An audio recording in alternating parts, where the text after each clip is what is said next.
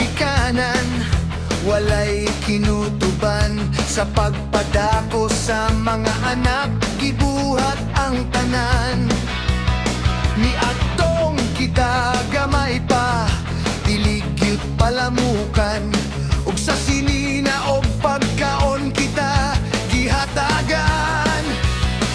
Ang ilang pagpanga walay makatupong, mga anak gipadako sa panginahanglan, gibuhong maong mga bata, ayaw gyud pabadlong. Kaya tong ginikanan gasagikan sa makagagahom.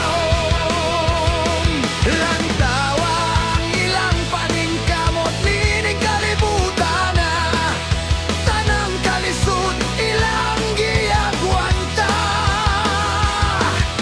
Tungod sa gugma sa mga anak nila, usay ang ilang kaugalingon makalimtan na.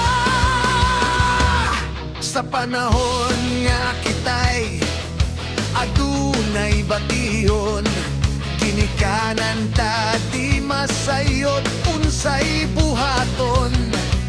Dili matulog, dili ganahan mo kaon, kay pinanggang anak gusto maayo dayon. Apan nga nung ang uban sa pagdako nahikalimtan, ang pagpangga ug pag-antos sa ilang ginikanan. Mosukol mo singhan ug wala na'y batasan, ginikanan ilapang pakaulawan.